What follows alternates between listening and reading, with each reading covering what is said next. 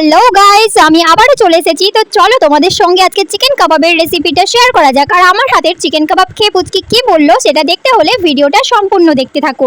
বাড়িতে এনে রাখা চিকেনের মধ্যে 4 পিস বোনলেস চিকেন সাইড করে নিয়েছি। তারপরে চিকেনটা ভালো মতো ধুয়ে দিয়ে দিয়েছি পরিমাণ মতো হলুদ, আদা রসুনের পেস্ট, লঙ্কা গুঁড়ো আর দিয়েছি অল্প কিছুটা জিরে গুঁড়ো, তারপরে একটু মিট মশলা, কাশ্মীরি লঙ্কার গুঁড়ো আর পরিমাণ মতো তেল, লবণ দিয়ে ভালোভাবে মেখে 30 মিনিটের জন্য ঢাকা দিয়ে রেখে দিয়েছিলাম। 30 মিনিট পরে অন্যদিকে গ্যাস জ্বালিয়ে একটা ফ্রাই প্যানের মধ্যে দিয়ে দিয়েছিলাম তেলটা গরম হয়ে এলে এই চিকেনগুলো দিয়ে দিয়েছিলাম। তারপরে একদিকটা ভাজা হয়ে গেলে অপর দিকটা উল্টে ঢাকা দিয়ে রেখে দিয়েছিলাম। ব্যাস ঢাকা খুলেই দেখলাম যে পুরোপুরি রেডি খাওয়ার জন্য, নামিয়ে নিলেই ব্যাস খাবার জন্য রেডি। আর এটা খেতে তো সত্যিই দারুণ হয়েছিল। তোমরাও একবার এইভাবে বানিয়ে ট্রাই করতে পারো, আশা করি অবশ্যই ভালো লাগবে। আমার এই ছোট্ট ভিডিওটা তোমাদের কিরকম লাগলো অবশ্যই কিন্তু কমেন্টে জানাবে। ভিডিওটা ভালো লেগে থাকলে অবশ্যই আমার চ্যানেলটিকে সাবস্ক্রাইব করে দিও, আমার পাশে থাকো যাতে আমি পরবর্তীকালে আরো সুন্দর সুন্দর ভিডিও তোমাদের কাছে নিয়ে আসতে পারি। আর এইদিকে দেখো পুচকি খেয়ে বলবে যে কিরকম হয়েছে, ওর কাছে থেকেই শুনে নাও।